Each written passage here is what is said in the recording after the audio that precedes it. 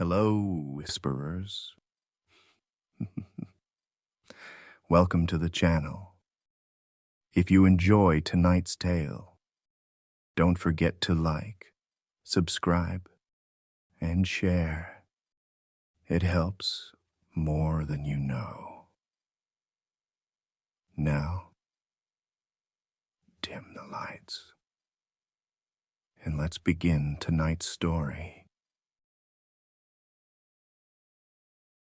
The coffee on base was so bad it made Ace swear it was brewed from melted pennies.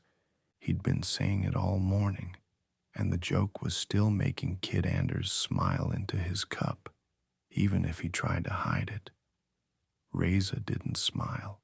He never did before noon, but the corner of his mouth twitched when Ace made a big show of dumping another sugar packet into his mug. It was one of those clear, lazy days at the National Guard range. The sky was all blue, the air warm without being hot, and the sound of rifle fire was steady, but not urgent. We were just here for a joint training day. Nothing serious, nothing complicated. "Navarro, your grouping's low left again," I said, watching Ace check his target. "That's just my way of giving the other guys hope," he shot back, sliding in a fresh mag. Kid was next to me, still trying to settle into his stance. He was the youngest on the team, and it showed in the way he was hyper-aware of where I was standing. "You're drifting," I told him quietly. "I know." "Breathe out on the squeeze," I said. "It'll fix itself." He nodded, jaw tight. He wanted to get it right. Halfway through our second set, a sound bled into my ear protection, not from the range, but over the guard's radio net. Static, then a voice, breathless and high-pitched. "Copy? They're biting. It cut out." I glanced at Reza, who raised an eyebrow but didn't say anything. The range officer near the tower muttered something about a prank call. No one laughed. We went back to shooting, but my eyes kept drifting toward the city skyline in the distance. A thin column of gray smoke was rising against the blue, and a faint smell, burned plastic, rode the breeze. The first crash was loud enough to cut through the rifle fire. Metal on metal. Everyone on the line turned their heads toward the main gate. A Humvee had smashed into the inside post, its bumper crumpled. The windshield was spider-webbed, and the driver's door hung half open. I motioned to my squad, and we jogged over. The guard captain was already there, waving for medics. Reza moved in without hesitation. The driver was slumped over, blood soaking his uniform from neck to waist. His lips moved, but the words were barely audible. "Passenger?" I asked. He blinked slow. "My Sarge got sick in the back." The rear bench seat was covered by a poncho liner, lumpy underneath. Ace took position on the far side. Kid froze near the front bumper. I grabbed a corner of the poncho and peeled it back. The man underneath looked dead. His neck was a ragged mess, and his eyes were cloudy, unfocused. Then he moved, fast. His hand shot out, clamping onto Reza's sleeve. The sound he made wasn't speech. It was wet, low, and hungry. "Ace!" I barked. Ace fired 2 rounds into the man's chest at near point blank. They hit hard, but the man didn't even flinch. He lunged toward the driver and bit deep into his cheek. Reza yanked back, shoving the attacker away from the driver, but it was too late. Blood poured freely. I raised my rifle, sighted on the attacker's head, and fired. His skull snapped back, and he collapsed across the seat. This time, he stayed down. The driver tried to say something. It sounded like "kill me," but I'll never know for sure. Reza's eyes met mine. He didn't need to say it. He made it quick. Kid turned away, one hand over his mouth. Ace was staring at the body in the back seat, his expression unreadable. A young private at the gate asked the question that was hanging over all of us. What the hell was that? I shook my head. I don't know. But it wasn't a riot. The base PA system wailed to life. Lockdown, lockdown, lockdown. This is not a drill. All units secure your positions. That was the moment I knew the day had just ended and something else had begun. The motor pool wasn't far, but the walk there felt longer. The base had changed in the span of minutes. Doors slamming, Humvees revving, the metallic taste of adrenaline hanging in the air. The lockdown siren droned over everything, a constant high-pitched reminder that whatever was happening at the gate wasn't staying there. We cut through the barracks row, rifles up. I caught glimpses of faces in windows, some scared, some confused, one pale enough to make me wonder if it was already too late for them. I didn't let my eyes linger. The first scream came from ahead, sharp and close. "Contact front," I called, and we rounded the corner. A guardsman was on his back in the gravel, boots kicking as something pinned him down. It wasn't until Ace put a round in its side that I saw it was wearing the same uniform as the man it was tearing into. Both of its hands were locked on the guardsman's vest, teeth snapping toward his neck. "Head!" Reza barked. Kid hesitated, eyes flicking to me. "Take it," I ordered. The shot cracked loud in the confined space. The attacker went limp, rolling off the man. Reza was already kneeling beside the survivor, but one look told me he wasn't surviving. "Move," I said, voice low. We kept going. The motor pool came into view, a fenced rectangle of green trucks and tan Humvees, surrounded on two sides by maintenance sheds. Inside the fence, guardsmen were trying to start vehicles and failing. Outside, shapes were moving fast toward the chain link. "Let's go," Ace called, and we pushed into the yard. It was chaos from the start. One Humvee's gunner was firing into a knot of bodies, trying to climb the fence, brass clattering at his feet. A mechanic was half under another vehicle when two hands shot out from beneath it, grabbing his ankle. He screamed, kicking, but the thing was already pulling him under. The scream cut off fast. I put a burst through the gap beneath the truck. A gray-faced head popped into view, then went still. The mechanic didn't come back out. "Left side," Kid shouted. 3 of them had come over the fence together, one falling hard but scrambling to its feet in a way no human should. We moved as one, controlled pairs to the head, quick, efficient. It still wasn't quick enough for one of the guardsmen near the corner. Something latched onto his arm and dragged him into the fence, like it was pulling him into water. The others were starting to panic, firing wild into torsos. I grabbed a young specialist by the shoulder, yanking his muzzle up. "Headshots. Center mass won't drop them." He nodded, eyes wide, and switched his aim. We worked our way across the yard, clearing as we went. Close quarters in this kind of space was ugly, Too many blind spots, too much cover for things to pop out from behind. Twice, I almost stepped into reach before Ace yanked me back or Reza called out. Then I heard Kid's voice go tight. "Sarge, that's..." He was staring at a figure shuffling between two trucks.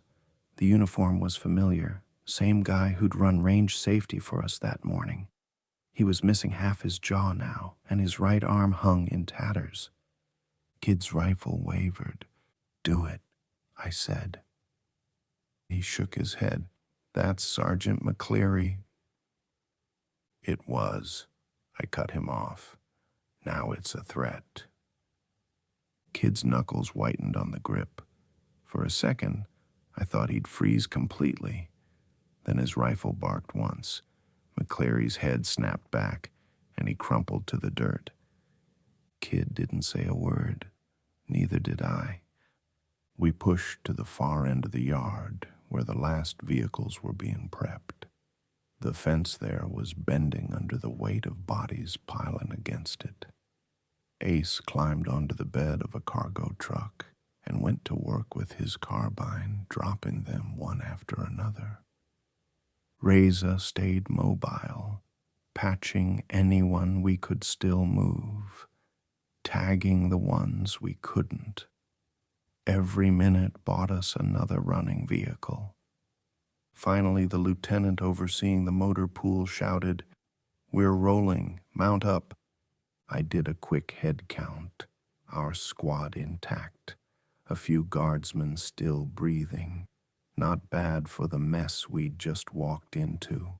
As engines roared to life, the guard captain's voice cracked through the comms. "Rangers, change of tasking. Civilian shelter downtown is calling for immediate extraction. Multiple survivors, location compromised. You're the only team mobile enough to reach them before nightfall." I looked at the trucks, the still bending fence, the smear of blood across the yard. "Copy," I said. Ace grinned without humor. "Road trip." We didn't waste time. We piled into our Humvee, and Ace drove us toward the south gate, where the city waited under a low haze of smoke. The south gate was open when it shouldn't have been. The guardsmen manning it looked like they'd aged 10 years in an hour. Their eyes tracked the smoke curling over the city as our Humvee rolled past. The convoy strung out behind us. 3 trucks and a deuce and a half loaded with guardsmen and ammo. We hit pavement, the city swallowing us in a mix of silence and distant chaos. The usual background noise, traffic, voices, dogs, was gone. Instead, there was the low roar of something burning, somewhere we couldn't see, and every so often, a scream that didn't stop soon enough. "Eyes on," I said. "These streets have more blind corners than I like." Kid sat tight in the back, scanning left. Reza was beside him, rifle resting on his knee. Ace drove like he was back on a track, fast, controlled, always looking for the next lane.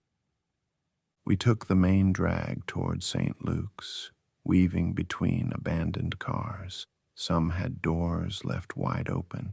Others still had people in them, slumped still, sometimes with their faces hidden behind hair or the steering wheel. I didn't take the chance to look too close. The first real movement came 3 blocks in. 2 figures stumbled out from between parked cars, waving their arms. Civilians, man and woman, maybe late 20s, blood down their clothes but moving like they weren't hurt. Ace slowed. "Don't stop," I said. "Not here." The man kept waving, shouting something we couldn't hear. Then the woman lunged sideways and clamped her teeth into his neck. He went down in the street, flailing. Kid swore under his breath. Ace hit the gas. We rolled up on the checkpoint 2 minutes later.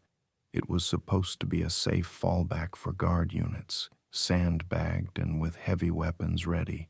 Instead, it was barely holding. A squad was firing from behind a low wall, a Humvee gunner dumping belt after belt into a crowd that just kept coming. The infected surged forward, trampling each other, climbing over the bodies of the fallen. One guardsman made the mistake of stepping forward to drag a wounded buddy back. The horde pulled them both in. They went down under a wave of hands and teeth, their screams shredding into nothing. The convoy commander's voice came over the radio, tense. "We can't stop. Push through." Ace didn't argue. He swerved around a burning sedan, threading between it and the sandbag wall. We fired from the windows, picking off anything too close, the Humvee's grill crunching through the ones that didn't get out of the way.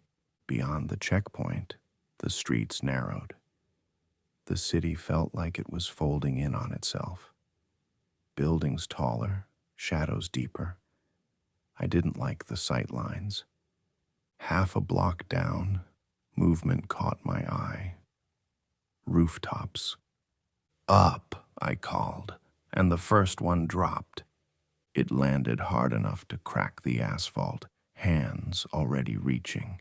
Ace swerved, clipping it with the bumper.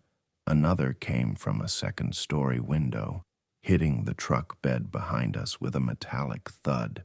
I saw it clawing at the guardsman back there until someone shoved a barrel under its chin and fired. "Incoming right," Kid shouted. 3 more came spilling out of a side alley, the first hitting the passenger door hard enough to rock the Humvee. I put 2 rounds through the window glass into its face, the glass spider-webbed, blood spraying across the cracks. We needed a way out before we got boxed in. Ace yanked the wheel left, diving into a narrow side street. The alley was barely wide enough for the Humvee, but it got us clear of the rooftops. Or so I thought. Halfway down, the fire escape above groaned. Shapes moved overhead. "Move it!" I barked. They dropped behind us, hitting the tail vehicle. One clung to the roof rack, pounding at the gunner's legs. I saw a muzzle flash as someone kicked it free, its body hitting the ground and rolling under the wheels. We burst out into a wider street, hearts still hammering. Ace grinned tight. That's one way to clear traffic. We made it 2 more blocks before we saw the grocery store. Its front doors were barricaded from the inside with overturned carts and shelving.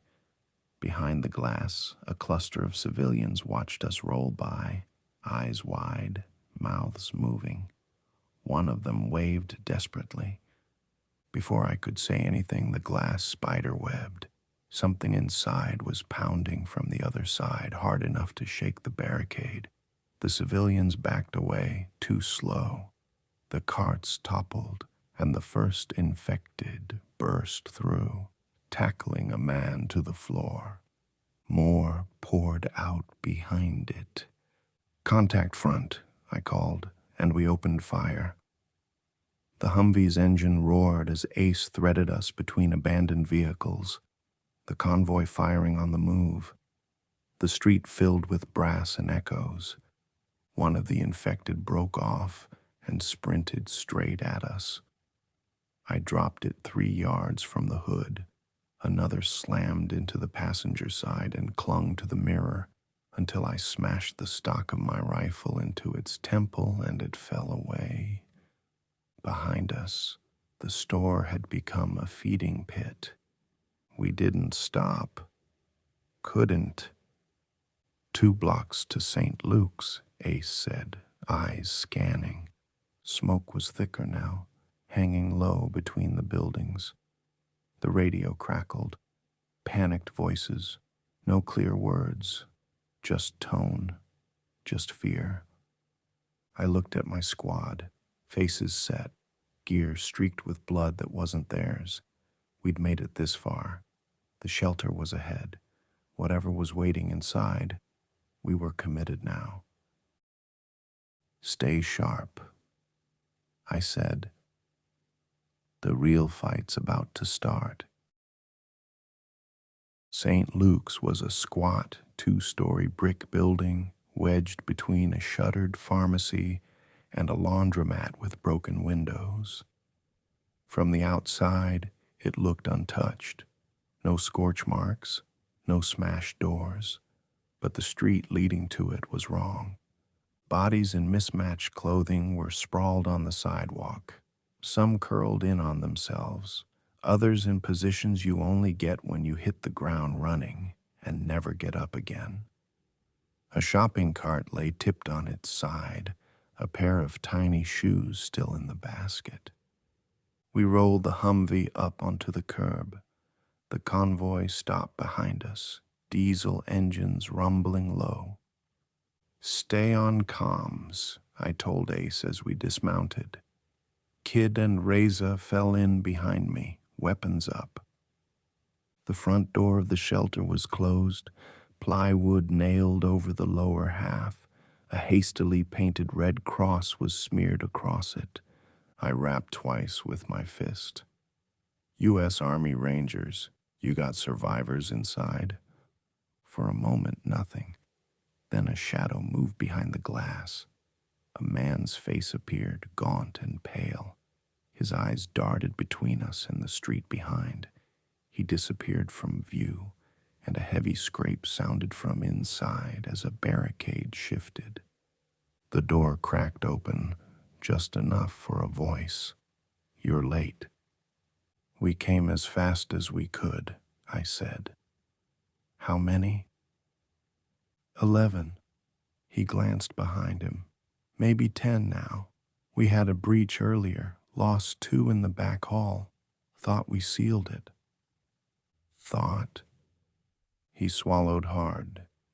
You better come in. Inside, the smell hit first, not rot, not yet, but the copper tang of blood, heavy and close. The entryway was dim, lit by a single emergency light. Furniture had been piled into crude barricades, leaving only narrow lanes through the space.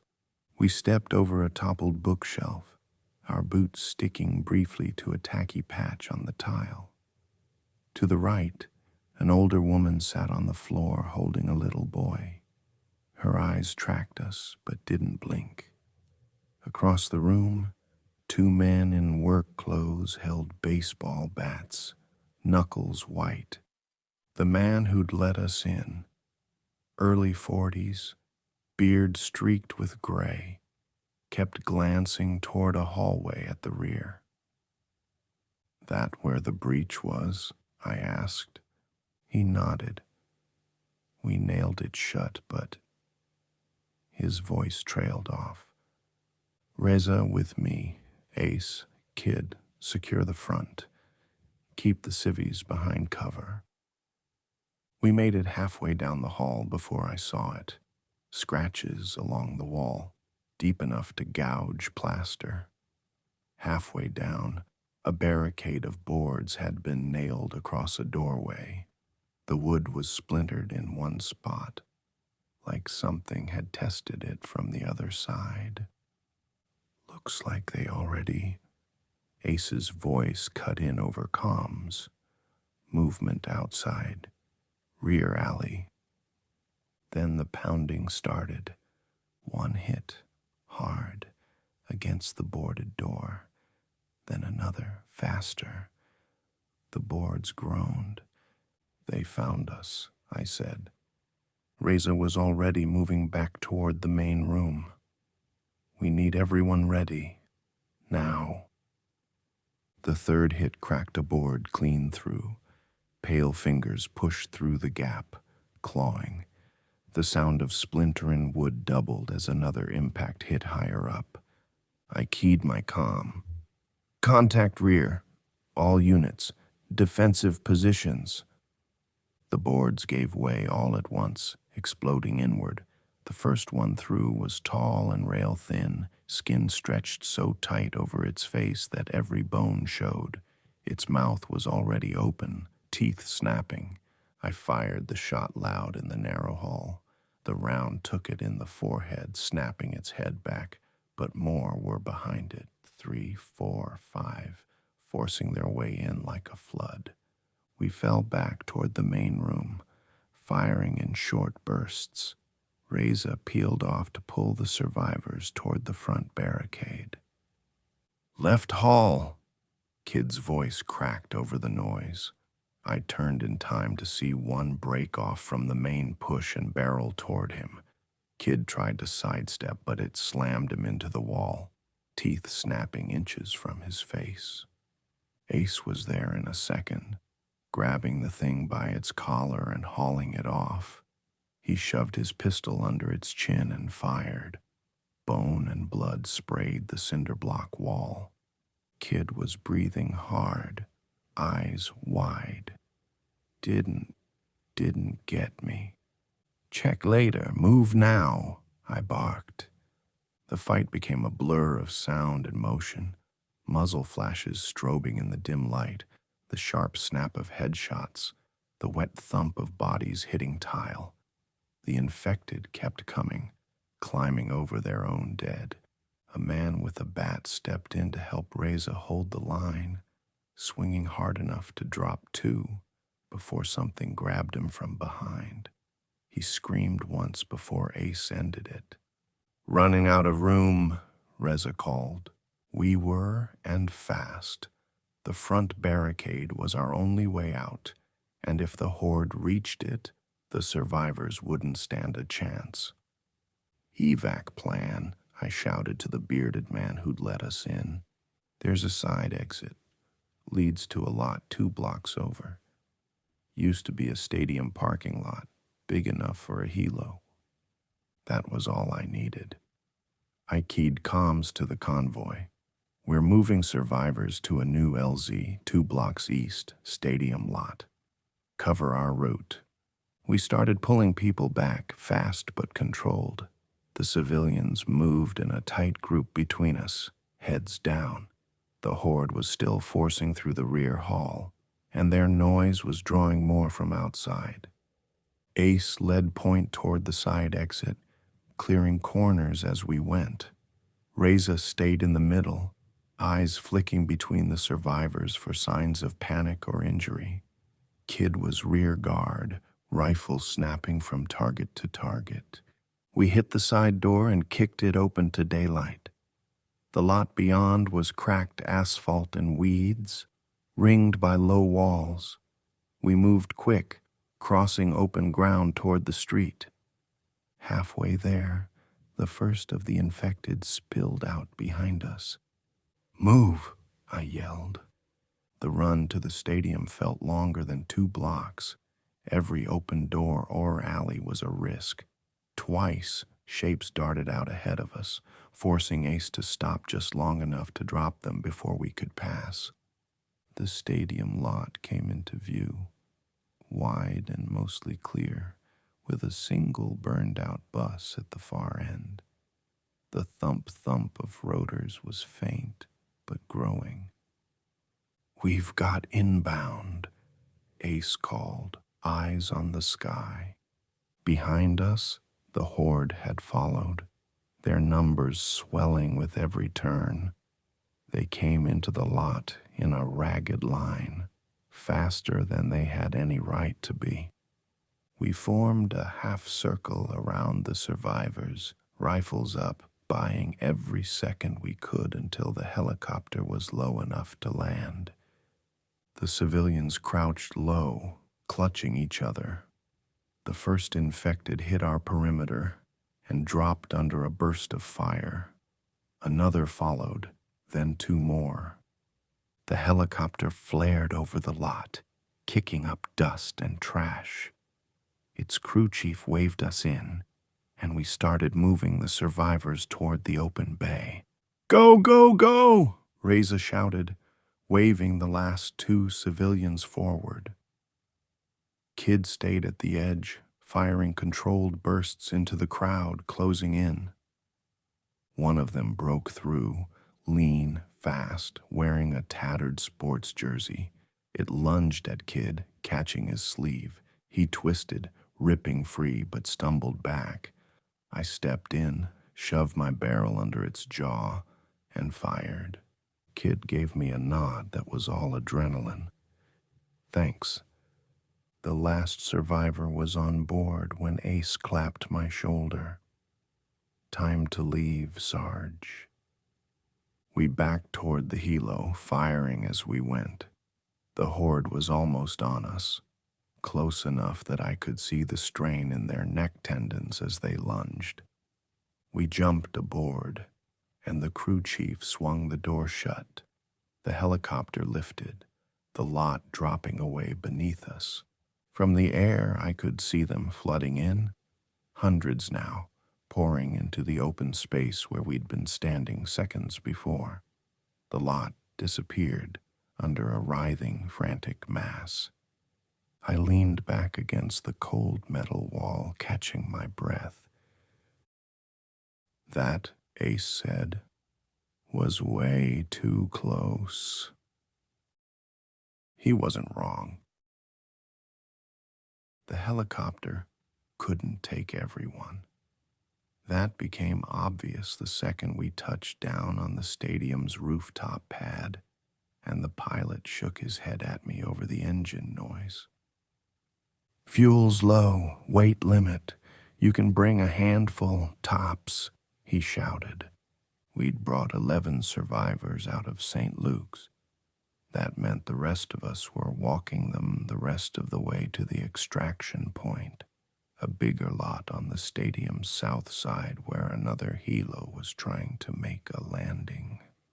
The bad news? The streets below were crawling. The worst news? We were already low on ammo. We took the service stairs down to the concourse level. The place was eerie. No fans, no vendors, just the echo of our boots on concrete. Concession stands stood dark and silent, some with counters flipped over as makeshift barricades. "Stay tight," I told the civilians. "No one lags behind." We exited through a maintenance door onto the outer ring road. From here, the lot was only a few hundred yards away, but in the open, every yard might as well be a mile. They saw us almost immediately. The first infected came from between two parked trucks, fast, low, teeth bared.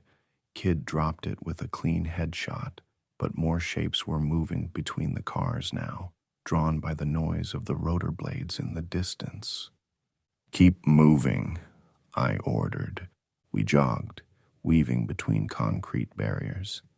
Ace stayed up front, clearing the path. Reza kept the survivors in a tight pack. I took rear guard with Kid, both of us firing in controlled bursts. One of the civilians, a man in a torn suit, stumbled. He went down hard, knee hitting asphalt. I grabbed him under the arm and hauled him up, but the delay cost us.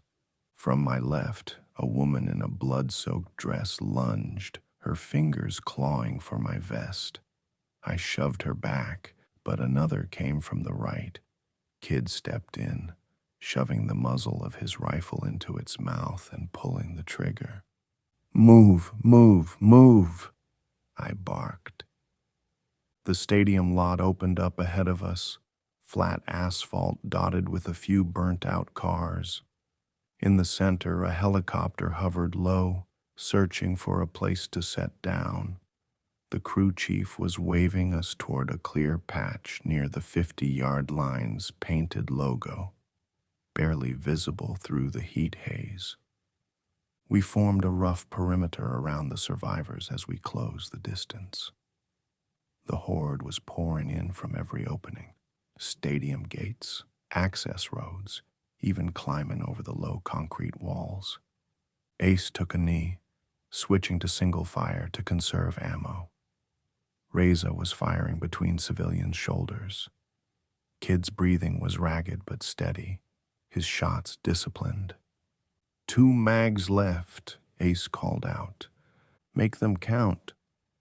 They hit us like a wave. The first one slammed into me so hard I nearly went over. We hit the ground together, its breath hot and rancid in my face. I jammed my forearm under its chin, feeling teeth snap inches from my skin. My other hand found my sidearm, and I pressed the muzzle under its jaw and fired. I rolled free just in time to see Ace shove the butt of his rifle into another's chest, knock it back, and finish it with a shot to the temple. The air was filled with rotor wash now. The helo was almost on the ground, but the horde wasn't slowing. Frag out, Kid shouted, lobbing a grenade into the densest cluster. The blast shredded half a dozen, sending limbs skittering across the pavement. The rest clambered over the bodies, unfazed. A man in fatigues, his uniform soaked in blood, charged straight through our line, knocking a civilian flat. I lunged, grabbing the infected by the collar, and ripped him off. The civilian scrambled away as I shoved my knife into the side of the man's skull. We were getting pushed back toward the landing zone. The helicopter's skids touched down, and the crew chief waved frantically. Now, get them in. Reza and Ace started moving the survivors one by one, shoving them into the bay. Kid and I stayed on the perimeter, dropping anything that got too close. One broke through, a tall, skeletal man with his lower jaw missing entirely. He lunged at Kid, knocking him to the ground. I stepped in, hooked my arm around its neck, and yanked it back. It turned on me, fingers digging into my plate carrier. I jammed my pistol into its eye socket and pulled the trigger until it stopped moving. Kid was up in an instant, panting hard. Thanks. Just move. The last survivor climbed aboard, and the crew chief waved us in. Ace was already pulling himself into the bay, covering with his rifle. Reza hauled Kid up, then reached for me. I backed toward the door, still firing. The horde was almost on top of us now, hundreds strong. One reached for my ankle, just as Reza yanked me inside. The crew chief slammed the door, and the helicopter lifted. From the air, the stadium looked like an anthill someone had kicked over, infected swarming every inch, pouring through the gates, climbing the outer walls. Fires burned in pockets, thick black smoke rising into the evening sky. Below, the lot where we'd just been was lost under a seething mass of bodies. I could still see the flashes of our grenade blast in my mind, smell the mix of cordite and blood. Ace sat across from me, rifle across his lap, staring out the open side hatch. Kid had his head back against the wall, eyes closed, breathing slowing. Reza was already checking the survivors for injuries. I looked back at the city, the streets choked with movement, smoke drifting in lazy spirals. Somewhere out there, the rest of our unit was still fighting, maybe already gone. I thought about the driver at the gate, the people in the shelter, the guardsman at the checkpoint. 12 hours ago, this city had been alive. Ace caught my eye.